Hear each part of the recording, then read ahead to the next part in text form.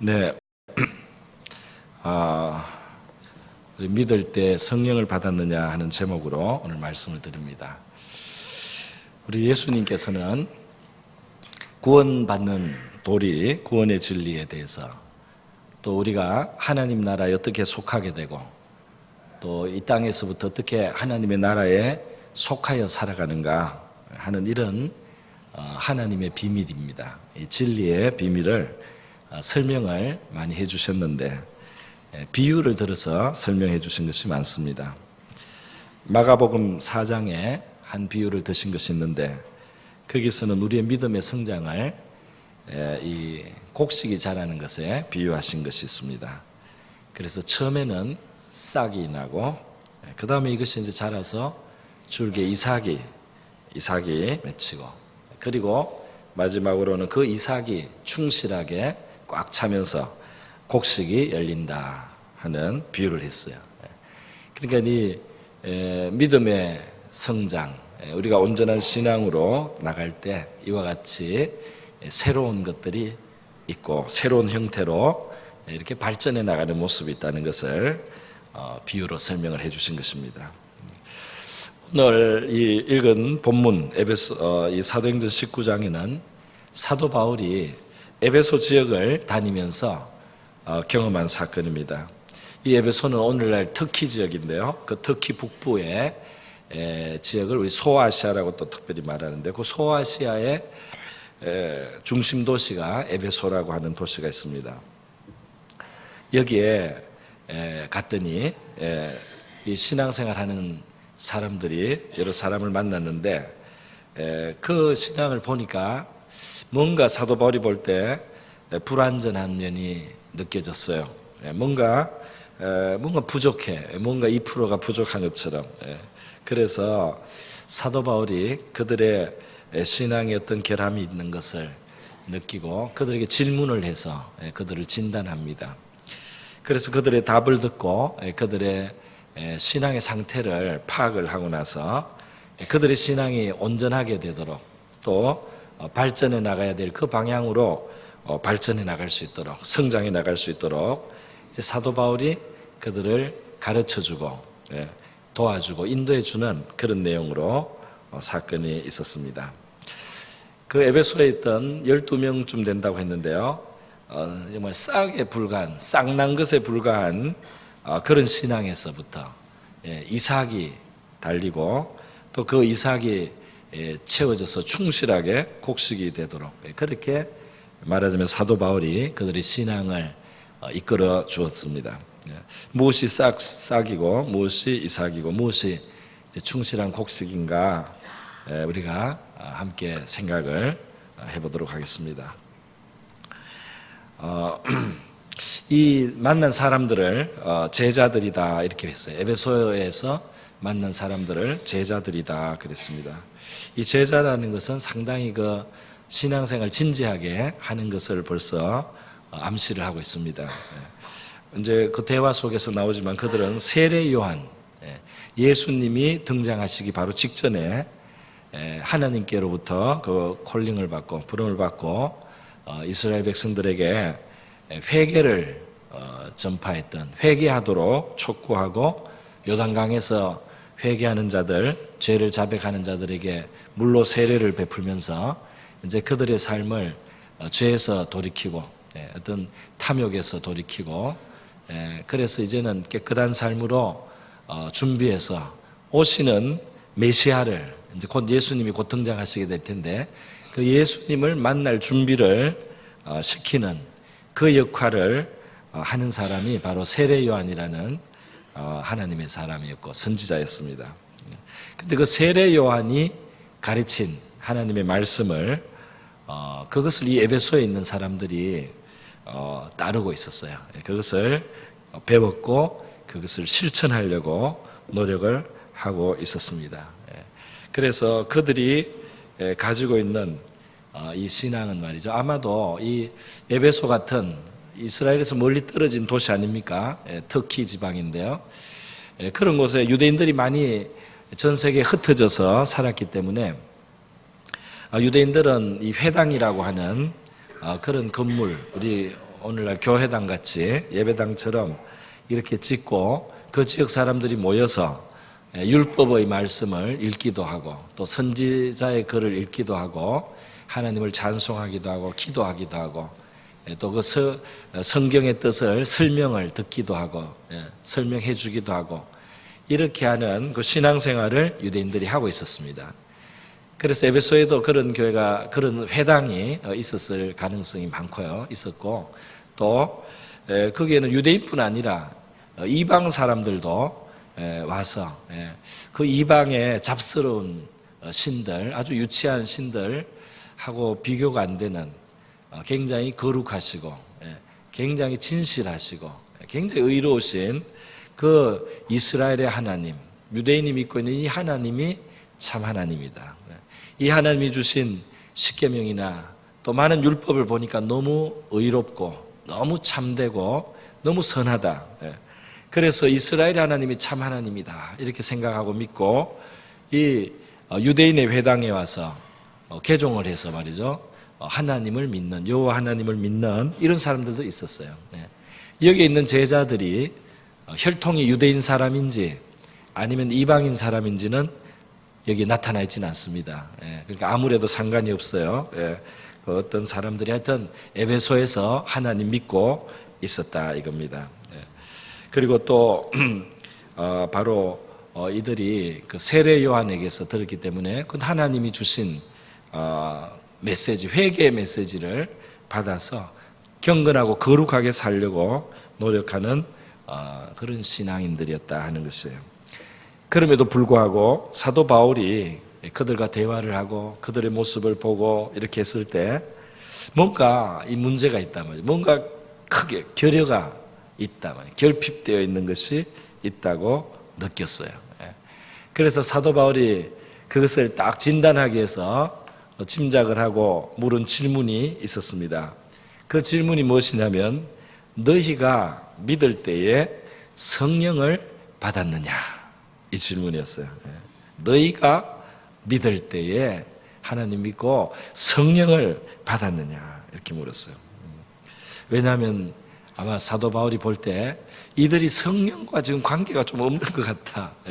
어떤 성령을 받은 어떤 그런 신자의 모습은 아닌 것 같다 이렇게 느껴졌던 것이 아닌가 그렇게 짐작이 됩니다. 여러분 신앙생활하고 하나님 믿는다고는 하지만은 또 특별히 열심히 믿으려고도 하지만은 성령을 받지 않고 성령 없이 신앙생활을 한다는 것은 굉장한 제약과 결핍 속에 남아 있는 것입니다. 진리에 대한 확신이 없어요. 이 진리에 대한 완전한 확신, 이건 죽어도 부정할 수 없는 그런 확신, 이런 것은 성령 없이는 가질 수가 없단 말이에요. 그리고 어떤 영감의 세계를 알 수가 없어요. 영적인 감화와 감동을 잘 몰라요. 그래서 그 영적인 은혜의 풍성, 그것을 모르고 신앙생활을 한다는 것입니다. 종교적인 형식이 있고 실천사항은 있어요. 또 하나님 믿는 사람으로서 마땅히 이렇게 해야 된다는 윤리의 기준들, 윤리 어떤 도덕적인 신앙의 기준들이 있어요. 그러나 그들의 영혼 속에는 정말 성령으로 말미암는 그런 생명력이, 그리고 성령으로 말미암아 오는 그런 힘이 그들에게 결핍되어 있어요. 영적인 감수성이, 영적인 어떤 하나님이 붙들어 주시는 그런 힘과 능력이 그들 안에는 잘 보이지가 않았던 것입니다. 그래서 사도 바울은 그들의 신앙을 진단하고 그 핵심을 찾아내기 위해서 너희가 믿을 때 성령을 받았느냐 이 질문했는데요. 이 질문이 우리 모든 교회를 출입하는 모든 사람들은 이 질문을 마땅히 해야 될 줄 믿습니다. 어떤 사람 잘 모르지만 하여튼 일단 질문을 해야 돼요. 이 사람들도 대답을 보면은 성령이 뭔지 이렇게 나옵니다. 바울의 이 진단과 이 추측과 질문은 굉장히 적중했어요. 이 에베소에 열심히 믿던 그들이 대답하기를 우리는 성령이 계심도 듣지 못하였노라 그랬어요. 성령이 뭡니까? 성령에 대해서 우리는 들은 적은 없습니다. 그렇게 말한 거예요. 그래서 사도 바울이 다시 이들을 진단합니다. 예수님 믿는 거 아니야? 예수님의 세례 받은 거 아니야? 무슨 세례를 받았습니까? 이렇게 묻었더니 이들에게서 예수의 이름이 나오지 않고 요한, 세례 요한이 나왔어요. 세례 요한의 세례를 받았습니다. 우리는 회개하고 하나님 앞에 바르게 사는 그 우리 죄를 자백하고 용서를 구하고 그리고 하나님 앞에 바르게 사는 그 세례 요한이 가르친 가르침을 받고 이제 세례 요한을 통해서 주신 하나님의 회개 요청을 받아들이고 우리가 새로운 삶을 살고 율법을 지키고 욕심을 부리지 않고 다른 사람을 해치지 않고 그렇게 사는 그 경건한 신앙으로 우리는 하나님 앞에 서원을 하고 서약을 하고 이렇게 살아갑니다. 이렇게 대답을 한 것이에요. 바로 세례 요한은 그런 걸 실제로 가르쳤어요. 세례 요한은 사람들에게 회개하라고 하면서요, 심판이 가까웠다. 그렇게 할 때 사람들이 마음에 감명을 받았습니다. 이 세례 요한이 굉장히 하나님이 함께 하시는 그런 메신저였어요. 세례 요한의 말을 듣고 그들이 마음이 찔려서 우리가 어떻게 해야 됩니까? 물으면 세례 요한은 옷이 2벌 있는 사람은 옷이 없어서 벌거벗고 있는 사람한테 하나를 나눠주십시오. 그렇게 했어요. 또 세리 같은 사람이 와서 우리가 어떻게 해야 됩니까? 하면 원래 받기로 돼 있는 세금만큼만 부과를 하고 더 무거운 짐을 지어서 중간에 너무 많이 당신들이 뜯어먹지 않도록 원래 정당하게 거둬야 될 세금만큼만 거두시오. 이렇게 의로운 삶을 살으라 했습니다. 군인들, 권력 있는 사람들, 그들도 무엇을 해야 됩니까? 물으면 너희들이 가진 그 공권력을 가지고 사사로운 이익을 위해서 사람들을 괴롭게 하고 빼앗고 강탈하고 거짓으로 고발하고 하는 이런 악을 행하지 마라. 너희들이 공무원으로서 받는 급료로 족하게 여겨라. 이렇게 가르쳤습니다. 그러니까 이게 바른 생활, 경건한 생활, 의로운 생활을 세례 요한이 가르쳤던 것이에요. 그런데 세례 요한이 가르친 것은 그것이 전부가 아니었습니다. 사실은 이들은 세례 요한의 세례를 받았다고 하지만 세례 요한의 가르침도 100% 온전히 알고 있는 것이 아니에요. 왜 그러냐면 세례 요한의 가르침을 온전히 알면 바로 예수의 세례도 받아야 되고 그리고 성령에 대해서도 알아야 되기 때문입니다. 왜 그러냐면은 세례 요한의 가르침 속에는 바로 자기 뒤에 오실 메시아이신 분에 대한 예고가 많아요. 그래서 나보다 훨씬 더 권세가 크시는 분이 온다. 하나님의 아들이 오신다. 그래서 그분이 오셔서 너희들에게 성령을 주실 것이다. 나는 물로 세례를 베풀지만 내 뒤에 오시는 지극히 크신 분은 그 하나님의 아들이 오셔서는 당신들에게 하나님의 영으로 세례를 베푸실 것이다. 이렇게 세례 요한은 가르쳤었습니다. 그리고 나중에 예수님이 등장해서 요단 강가로 오셨을 때 그를 만났어요. 그래서 바로 저분이다 그랬어요. 내가 그동안 너희들에게 소개하고 예고했던 분이 바로 저분이야. 보라, 세상 죄를 지고 가는 하나님의 어린 양이로다. 우리의 죄를 다 짊어지시고 가실 하나님의 어린 양으로 오신 분이다. 그렇게 예수님을 확인을 해드렸습니다. 그리고 내가 보니까 그분 위에 하나님의 거룩한 영이 임하시는 걸 봤는데 바로 이분이 성령으로 세례를 주실 분이다. 이런 증거를 세례 요한이 다 했어요. 그런데 아마도 그렇게 예수님이 등장해서 세례 요한이 바로 이분이 그분이다. 이분이 구원자시고 바로 이분이 성령을 주시는 분이다. 이 이야기를 하기 전 시간 그 이전에 세례 요한이 회개하라, 죄를 회개하라, 심판이 다가왔다. 이렇게 회개만 전했던 그때까지의 내용만 아마 이 에베소 제자들은 들었던 것 같아요. 그것이 직접 이 유대 땅에 와가지고 자기들이 배워서 갔든지, 아니면 세례 요한에게 배운 사람들 중에 어떤 사람들이 에베소에 가서 이들에게 또 전해줬든지, 하여튼 그들이 아는 이 진리의 지식은 하나님 앞에 우리는 회개해야 된다. 하나님은 거룩하시고 의로우시고 불의를 심판하시고 우리가 탐욕을 부리고 살다가는 하나님의 심판을 받게 된다.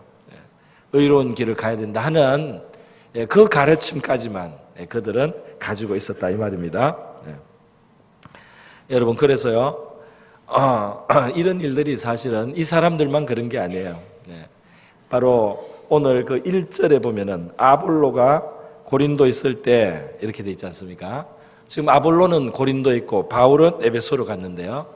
두 사람이 이제 일을 나누어서 하는 거죠. 아볼로는 고린도에 있는 교회에게 하나님의 말씀을 풍부하게 잘 가르치기 위해서 남아 있는 거고, 바울은 지금 이 에베소로 와서 복음을 새롭게 전파하기 위해서 또 새로운 지역으로 이제 가는 거예요. 그래서 아볼로는 잘 가르치기 때문에 고린도에 이미 개척된 교회에 성도들을 가르치기 위해서 고린도에 남아 있습니다. 그런데 바로 이 아볼로도 말이죠, 원래 에베소에 있었던 사람이에요. 그리고 아볼로가 에베소에 처음에 있을 때 상태가 어땠는지를 사도행전 18장 25절에 설명을 하고 있는데요. 사도행전 18장 25절에 보이는 이 아볼로의 모습을 보면은 이 아볼로도 이 사람들하고 같았어요. 아볼로도 세례 요한까지 알고, 그냥 세례 요한까지 알고 워낙 구약 성경을 잘 알았던 사람이고 말주변이 좋고 가르치는 은사가 있었기 때문에 그 세례 요한까지 안 거 가지고 사람들한테 열심히 하나님 믿는 도리를 가르쳤던 사람입니다. 그런데 이 회당에서 아볼로가 가르치는 것을 이렇게 듣다가 브리스길라와 아굴라라고 하는 이 예수님의 복음을 잘 아는 부부가 있었어요. 이 부부가 아볼로를 보니까 성경을 정말 잘 알고 많이 아는데 정말 제일 노른자 앙꼬를 모른단 말이죠. 예수님을 몰라요. 그리고 예수로 말미암아 어떻게 구원이 이루어지는지 거기에 대한 제일 결정적인 거 모르고 세례 요한까지 회개하고 의로운 삶을 살아야 된다는 것까지만 아는 아볼로를 보고요, 그들이 아볼로를 나중에 따로 불렀어요. 그래서 아볼로하고 깊은 이야기를 하면서 이 하나님의 도를, 결국 하나님이 구약 성경에 모든 그렇게 하신 일이라든지 가르친 말씀이 결국 가르치는 초점이 뭐냐 말이지. 그것이 바로 예수시다 말이죠. 그 예수가 오셔서 유대 땅에서 오셔서 예루살렘에서 십자가에 달려서 희생이 되시고 이 세상 죄를 정말 감당해 주시고, 그리고 3일 만에 부활하셔서 정말 하나님의 아들이신 것을 나타내시고 증거하시고, 그리고 또 수많은 제자들 앞에서 성천하시면서 약속하셔서 올라가신 다음에는 약속하신 대로 성령을 보내주셔서, 그래서 예루살렘에 이 예수님이 정말 우리의 구원자임을 알고 구약의 모든 예언이 이루어진 그런 하나님의 큰 도가 나타났다는 사실을 아볼로에게 설명을 해준 겁니다. 그 아볼로가 그걸 믿었어요. 그리고 예수님을 영접하고 그리고 성령을 받고, 이 아볼로가 그 다음에 이 바울과 같이 일을 하는 사람이 워낙 기초가 좋고 워낙 기본이 잘 닦여 있었던 사람이기 때문에 그 예수님이 싹 들어가니까 말이죠, 갑자기 이 가지고 있었던 과거의 모든 성경 지식이나 이런 것들이 다 그냥 불이 다 들어온 거예요. 꺼져 있던 게 불이 다 들어와서 바로 이거였구나. 그래서 진리를 가르치는 아주 교회의 훌륭한 이 선생이 되었던 것입니다. 바로 아볼로도 에베소에 처음에 있을 때는 이 바울이 만난 사람들처럼 그까지 알다가 나중에 변했다 이 말이에요. 여러분, 오늘날 교회를 다니고 신앙생활을 한다고 하지만은 막연히 그냥 하나님을 믿는 데 머물러 있는 분들도 있습니다. 그러니까 하나님은 창조주시고 또 거룩하시고 또 또 의롭고 선하실 것이다 이렇게 믿어요. 그 하나님은 나중에 심판하시는 분이실 것이다. 그리고 하나님 앞에 우리가 바르게 살아야 된다. 죄를 회개해야 되고 의로운 것을 택해야 되고 선한 것을 택하며 살아야 된다. 이렇게 하나님에 대한 신앙이 있단 말이죠. 그런 하나님에 대한 신앙이 있지만 거기서 더 나가지를 않는 신앙인들이 있을 수 있다 이 말이에요. 신앙의 초보자에서 그럴 수도 있고 교회 생활을 상당히 했지만 그 이상 귀를 열지 않고 눈을 뜨지 않아서 그럴 수도 있어요. 그런데 바로 그렇게 머물러 있을 때 회개도 하려고 하고 기독교 가치, 기독교 윤리 도덕을 따라 살려고도 하지만 그들에게 예수가, 그들에게 정말 그들을 구원하시는 구원자이신 예수가 그들의 신앙의 중심에 없는 분들이 있다 이 말이에요. 예수의 세례는 모르는 분들이 있다 이 말이에요. 예수의 세례가 무엇입니까? 우리가 하나님의 뜻을 따라 살고자 하고 노력도 해보지만은 결국 그 하나님의 거룩한 기준에는 아무리 해도 미달되는 것이 있을 수밖에 없습니다. 그래서 우리가 하나님 앞에 의롭다 하심을 받기에는 여전히 부족한 존재일 수밖에 없는 우리 자신을 알 때 하나님께서 그래 너희가 바로 그렇기 때문에 나는 세상 죄를 대신 지고 가는 하나님의 어린 양, 하나님의 영원한 독생자를 이 세계에 보내서 그가 너희의 죄까지 다 감당하고 십자가의 고난으로 십자가의 형벌과 저주를 대신 받게 하고 그래 그가 부활하게 하셔서 그래서 그를 너희의 살아있는 구원자로 너희가 믿을 때에 그와 너희들이 하나로 연결되어서 너희의 죄 사함을 받고 너희가 하나님의 자녀가 되는 그 길을 내가 열었다 하는 이 복음을 믿는 것입니다. 이 복음을 믿을 때 내가 이제는 예수께 속했습니다. 예수님이 정말 나의 죄를 감당해 주신 하나님의 어린 양입니다. 예수님 때문에 내가 죄 사함 받을 수 있습니다. 예수님 때문에 내가 하나님 앞에 용납받고 살아갈 수가 있습니다. 예수님이 나의 변호자가 되십니다. 예수님이 나의 구원자가 되십니다. 하는 그 고백을 이 예수 이름의 세례를 받을 때 우리가 그 믿음을 가지는 거예요. 그래서요, 바로 이 예수가 중심에 들어온 신앙, 그것이 지금 이들에게는 필요했어요. 그리고 한 걸음 더 나가서 그 예수께서 승천하신 이후에 약속하신 성령을 보내주셨습니다. 약속하신 성령을 보내시는 겁니다. 보내시는데 그 성령을 받을 때, 그 성령을 받고 모시면은 승천하여 살아계신 예수님, 과거에는 십자가에 달리셨지만 지금은 승천하여 지금 그 하늘에 계신 그 예수와 연결이 되고 그 예수의 영이 나를 찾아와 계시기 때문에 나의 살아계신 구원자와 함께 살아가는 신앙인, 하늘에 속한 사람이 된 것 말이죠. 그 성령을 모신 신앙생활, 그것이 이제 이루어진다는 겁니다.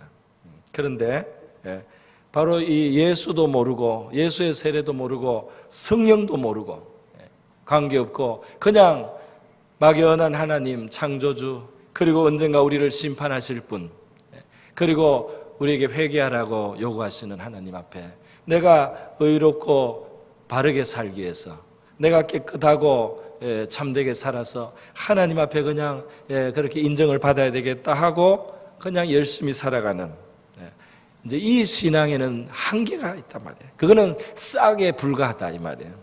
그거는 완성된 것이 아니다 이 말입니다. 그거는 기초를 그냥 깐 것에 불과하다 이거예요. 하나님은 믿습니다. 세례 요한의 세례까지 받았습니다. 회개할 줄은 압니다. 경건한 삶 살아야 되는 거 알아요.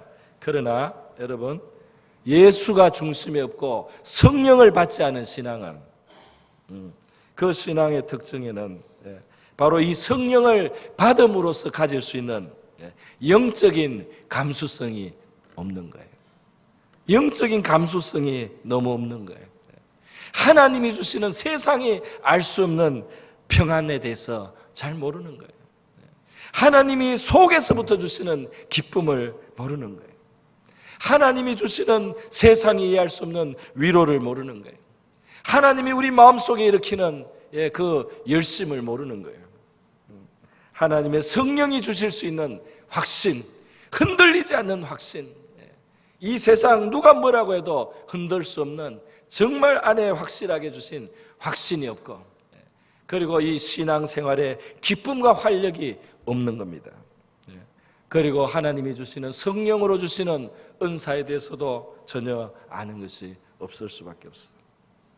그래서요, 바로 그냥 내가 도덕군자처럼, 그냥 수행하는 수행자처럼 그렇게 애쓰고 내 혼자 노력하는 이 신앙생활, 하나님은 이렇게 나에게 이렇게 살으라는 법을 준 분이고, 나는 이 법을 따르기 위해서 내가 만족시키기 위해서 애쓰고 노력하고 안 되면 회개하고 또 애쓰고 노력하는 여기에 머물러 있는 신앙, 이거는 싹이 나 있는 것에 불과하다 이 말입니다.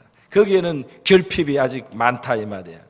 성령을 받고 성령과 함께 살아가는 신앙생활까지 가야지 하나님이 주시려고 하는 그 구원받은 삶의 온전함을 누릴 수 있다 이 말입니다.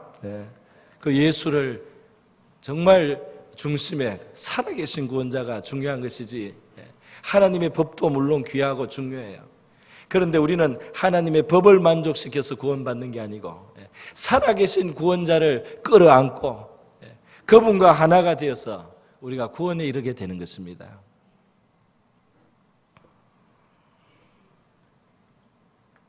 여러분, 그래서 바로 이삭과 그 다음에 이삭의 충실한 곡식, 그것은 예수님에 대해서, 그리고 바로 성령에 대한 그러한 지식과 믿음, 그리고 예수님을 정말 영접하고 성령을 받고 모시는 것, 이것이 그 온전한 신앙의 모습이다 말이에요. 건물을 짓는데 이 터만 닦아놓고 그 위에 건물을 올리지 않고 지붕도 덮지 않고 그리고 그 안에 내부의 장식까지 다 설비를 갖춰야 이제 완성된 건물이 아니겠습니까? 그 기초만 닦아놓고 다 된 건 아니잖아요. 그 하나님에 대한 막연한 하나님을 믿고 아는 데서는 그 기초밖에는 없는 셈이다 이 말이에요. 여러분, 사도 바울은 세례 요한이 메시아로 소개하려고 했던 예수 그리스도에 대해서 그들에게 알려줬습니다. 예수의 이름으로 세례받겠다, 예수다 했는데 이제 이게 아주 압축해서 표현한 것이고, 그럼 예수가 누구냐 해서 예수가 뭐 했냐, 왜 예수 이름으로 세례를 받았냐 설명도 한 것이죠. 그 예수의 십자가의 죽음을 이야기하고, 그 예수의 부활을 이야기하고, 예수의 성천을 이야기하고, 예수의 그 성령 주시겠다는 약속도 다 이야기를 한 것입니다. 그 예수가 왜 중요하냐? 오늘 교회를 다니면서도 나는 그냥 하나님을 믿는 거다, 그냥 하나님을 믿는 거다, 하나님 믿는 사람답게 그냥 산다, 이렇게 하고 예수가 초점이 없는 사람들이 있어요. 그 왜 그렇습니까? 아직 이 예수를 정확하게 모르는 겁니다. 여러분, 예수가 누굽니까? 우리 성경에는 삼위일체 하나님, 성부 하나님이 계시고 성자 하나님, 아들 하나님이 계시고 성령 하나님, 성령님이 계시단 말이에요. 이 삼위일체, 성부, 성자, 성령 하나님이 계신데, 이 삼위의 하나님은 완전히 하나가, 완전히 뜻이 같고 완전히 충만하게 서로 사랑하고 완전히 한 뜻이기 때문에 한 하나님이다. 그래서 이게 세 인격 혹은 세 위를 가지신 한 하나님이라고 말씀을 하는데요, 이 하나님의 이와 같은 존재 방식은 비밀이었어요. 인간이 알지 못했어요. 하나님께서 이것을 조금씩 계시를 해줬습니다. 우리 창세기 1장에 보면 하나님이 천지를 창조하실 때 말이죠, 우리가 이렇게 하자 이렇게 돼 있어요. 우리가 우리의 형상대로 사람을 만들자, 우리가 이렇게 하자 하시면서 만들어요. 어떻게 한 분이신 하나님이 자기 자신을 나라고 하지 않고 우리라고 했느냐 말이죠. 하나님만 계신데 하나님을 어떻게 우리라고 했느냐 말이죠. 창세기 1장에 신기하지 않습니까? 거기에 하나님이 암시를 이미 하신 거예요. 하나님은 존재 방식 우리 사람하고 다른 겁니다. 하나님이 말이죠. 이 성부 하나님은 계획하시고 섭리하시고 주재하십니다. 성자 하나님은 실행하시고 구체적으로 실천하십니다. 성령 하나님은 영으로서 역사하셔요. 그래서 말이죠. 구약 성경에 수많은 하나님의 나타남이 있어요. 여호와께서 나타나셔요. 여호와께서 나타나십니다. 그런데 이 나타나신 여호와, 사람을 만나고 상대하신 그 여호와는 말이죠. 바로 성자 하나님이신 거예요.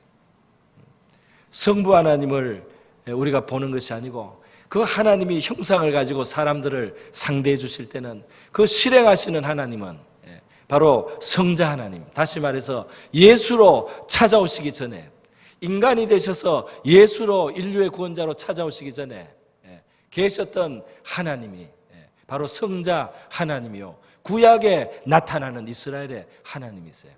할렐루야. 어떤 사람은 이게 잘 이해가 안 되는 분도 있을 겁니다. 자, 들어보세요. 다윗은 이스라엘의 왕이 됐지만은 원래는 목동이었어요. 그래서 하나님을 믿고 오랫동안 살면서 참 하나님이 나를 함께 해주시고 돌봐주시는 것이, 목자가 양들을 돌보시는 것 같구나. 그래서 시편 23편에 그 노래를 했습니다. 뭐라고 했습니까? 여호와는 나의 목자시니 내게 부족함이 없으리로다. 그가 나를 푸른 풀밭으로 인도하시고 또 쉴만한 물가로 인도하시고 내 영혼이 지칠 때 소생시켜 주시고 내가 음침한 골짜기를 지날 때 그렇게 보호하시고 함께해 주시고 내 원수 앞에서도 나를 높여주시고 나에게 늘 인자와 자비를 베풀어 주시는 나의 목자이신 하나님이시다. 이렇게 고백을 했어요. 목자라고 해요. 여호와는 나의 목자라고 했어요. 요한복음 10장에서 예수님이 뭐라고 했습니까? 뭐라고 했어요? 나는 선한 목자다. 할렐루야. 나는 선한 목자. 나는 양들을 위하여 내 목숨을 버리는 선한 목자다. 그렇게 말씀하죠. 여호와에 대해서 고백했던 그 고백을 예수님이 그대로 취하셨어요. 내 양들은 나의 음성을 듣는다 그랬어. 뒤에 또 요한복음에서 도마가 예수님 아버지를 보여주세요. 예수님 아버지를 보고 싶습니다. 하나님 아버지 보고 싶습니다. 나를 본 자는 아버지를 보았거늘 어찌하여 내게 아버지를 보이라 하냐. 나를 본 자는 아버지를 보았느니라. 할렐루야. 그 성부 하나님을 나타내는 성자 하나님 예수 그리스도가 육신을 입고 오셨을 때 예수 그리스도로 우리를 찾아오신 거예요. 여러분, 우리가 믿는 하나님은 어떤 하나님이십니까? 저 멀리 보좌 위에만 계시고 우리 인간에게는 이렇게 살으란 법을 주시고 그 법을 따라서 살면은 합격, 그 법에 미달되면은 불합격, 합격이면은 구원, 불합격이면은 심판, 이렇게 계신 그런 신이 아니다 이 말이에요. 우리 창조주 하나님은 어떤 하나님이십니까? 인류가 하나님을 등지고 나서 하나님의 기준에 미달되고 그 하나님의 영광에 이룰 수 없는 존재가 되었을 때 사람의 몸을 입고 이 땅을 찾아오신 하나님이에요. 그리고 인생의 고난과 아픔에 다 맛보시고 동참하시고 우리 인류의 죄를 한 몸에 걸머지시고 감당하시고 자기의 생명을 이 땅에서 끊으면서 저주와 심판의 자리에 가셔서 책임을 감당하시는 그런 하나님이시다 이 말입니다. 거기에는 말할 수 없는 사랑이 있죠. 그 사랑이 그렇게 나타난 그 하나님이 우리가 믿는 하나님이에요. 할렐루야.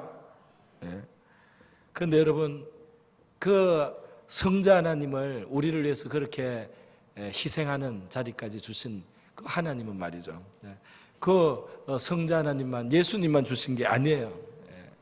뭘 더 줬습니까? 성령 하나님도 우리에게 주신 겁니다. 할렐루야.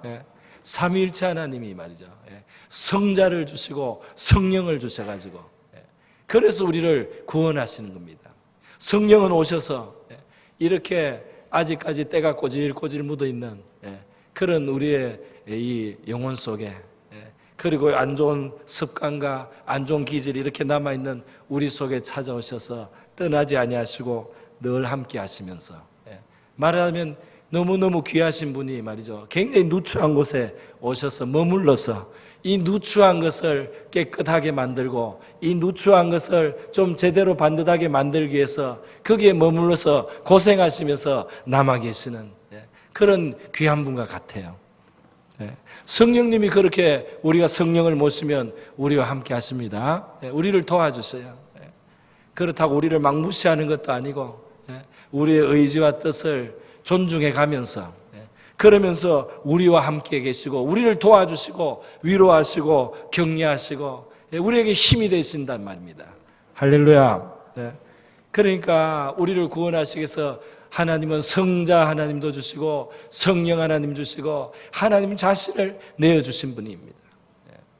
성자는 사람의 모습으로, 하나님인데 사람의 모습으로, 성령은 어떻습니까? 하나님인데 말이죠, 바람처럼 또 불처럼 또 샘처럼 물처럼 빛처럼 심지어 비둘기처럼 온갖 모습으로 다 바뀌어서 우리에게 필요를 따라서 온갖 모습으로 바꿔서 우리를 찾아오시고 우리와 함께 하시는 하나님이십니다. 할렐루야. 얼마나 하나님이 자기를 낮추어서 우리와 같이 정말 눈을 낮추어 주셨어요. 그죠? 사람이 되신 것도 참 놀라운 일이지만은 물이 되시고 불이 되셔서 비둘기처럼 되셔가지고도 찾아오신단 말이에요. 성령 하나님은 그렇게 우리와 함께 하십니다. 할렐루야. 그런데 여러분, 그러면 성령을, 예수를 내가 그런 분인 줄 알고 믿고 성령을 받아야 된다는데 성령을 어떻게 받습니까? 이렇게 중요한 질문을 할 수 있습니다. 성령을 받는다는 것은 무엇보다도 우리 스스로의 수행과 우리 스스로의 노력 정도로 이룰 수 있는 영광의 나라 천국이 아니라는 거예요. 우리 스스로의 의나 노력 정도로 하나님의 의가 만족될 수 있는 그 정도의 수준의 하나님은 아닙니다. 하나님께서 오셔서 우리를 그 아들의 피로 덮으시고 성령의 기름과 능력으로 붙들어 주셔서 우리를 끌고 구원해 주시는 그 구원이 우리에게는 필요한 줄로 믿습니다. 성령을 어떻게 받느냐? 성령 받는 것은 성경에 두 가지로 나와요. 하나는 사도행전에 보니까 하나님의 말씀, 특별히 예수 그리스도에 대해서 하나님의 말씀을 들을 때 성령께서 그 자리에 임하셔서 그 예수에 대한 말씀을 듣는 사람들의 마음속에, 영혼 속에 성령이 임하시는 것이 나옵니다. 할렐루야. 그러니까 예수님의 복음 전하고 예수님의 말씀을 듣는 것이 중요한 것입니다. 언제 성령 받을지 몰라요. 나와서 하나님 말씀 들을 때 예수에 대해서 듣다가 믿고 성령이 우리 속에 자리 잡으시고 우리 속에 찾아오실 수 있다 이 말이에요. 그러나 성령은 말씀을 들을 때 무조건 그냥 항상 오시는 것은 아닙니다. 그거는 하나님의 자유예요. 우리가 말씀 들을 때, 예수님에 대해서 들을 때 성령이 오시기도 하지만 또 다른 방식으로도 오십니다. 그 방식이 기도예요. 기도할 때 성령이 오시는데 그것도 또 두 종류입니다. 하나는 사도와 같은 사람들, 주의 종들이 안수하고 기도할 때 성령이 임하시기도 하고, 또 다른 방법은 직접 성령을 달라고 하나님 앞에 기도하면 하나님 아버지가 성령을 주신다고 예수님께서 말씀하셨습니다. 믿으십니까? 예수님께서 말씀하셨다니까요. 내가 하는 게 아니고 예수님께서 말씀했어요. 예수님이 구하라, 찾으라, 두드리라. 구하면 주시고 찾으면 찾고 문을 두드리면 열린다. 구하는 이는 받는단 말이에요. 그런데 너희 중에 아버지가 되어서 자식이 생선을 달라고 하는데 뱀을 주고 알을 달라고 하는데 전갈을 줄 자가 있겠느냐. 너희들은 악할지라도 좋은 것을 자식들에게 줄 줄 아는데 하물며 하늘에 계신 너희 하늘 아버지께서 구하는 자에게 성령을 주시지 않겠느냐. 구하는 자에게 성령을 주시지 않겠느냐 그렇게 말씀했어요. 여러분, 그래서 만약에 나의 신앙생활에 무언가 정말 부족하고 결핍이 있단 말이죠. 근본적으로 나에게는 정말 이 노력하는 신앙 이상이 없단 말이지.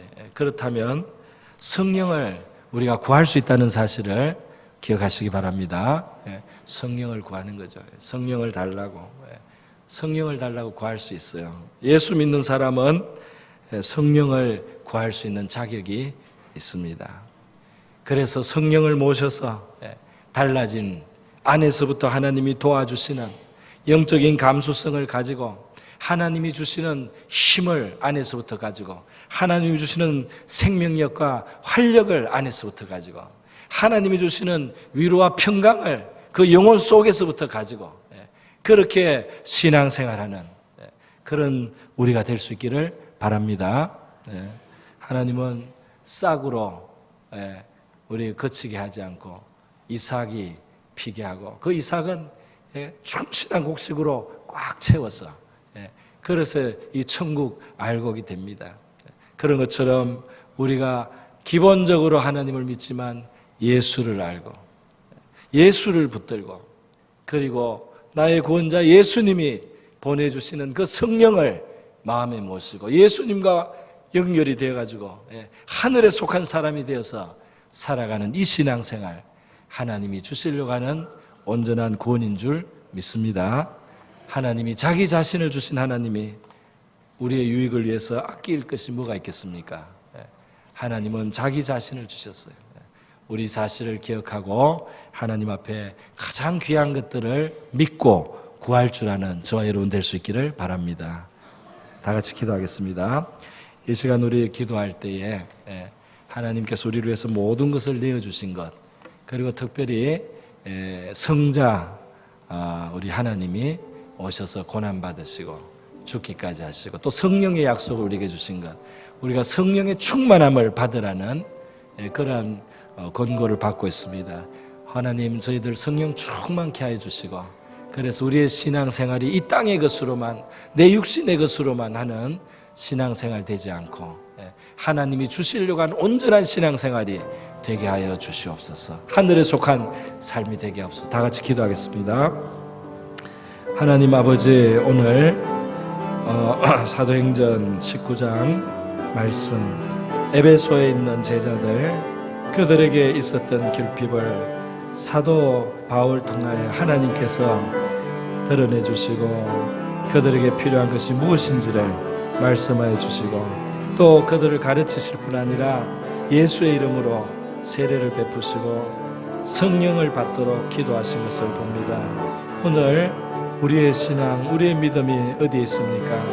하나님 아버지, 우리 스스로의 수고와 노력 안에 살아가는 하나님의 싹이 있는 세례 요한의 세례까지 하는 신앙에 머물러 있는 자들이 있다면 하나님 아버지, 거기에서 나와서 이삭이 피고 그리고 충실한 알곡이 맺히는 정말 예수가 살아있는 구원자인 것을 알고 예수 붙드는 신앙 되게 하시고 예수를 영접하고 성령을 환영하고 성령을 구하고 성령의 충만을 받아서 살아가는 그런 우리 성도들 되기를 원합니다. 하나님이 주시려고 하는 풍부한 구원, 풍부한 하나님의 나라 있는 그대로 누리는 주의 백성들 되게 하여 주시옵소서.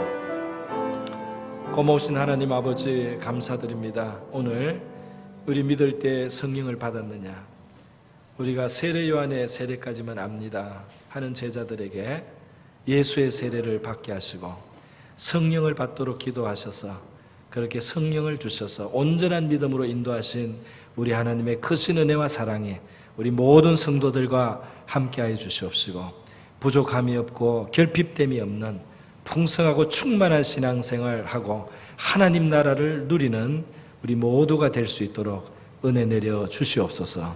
고마우신 예수님의 귀하신 이름으로 기도드립니다. 네.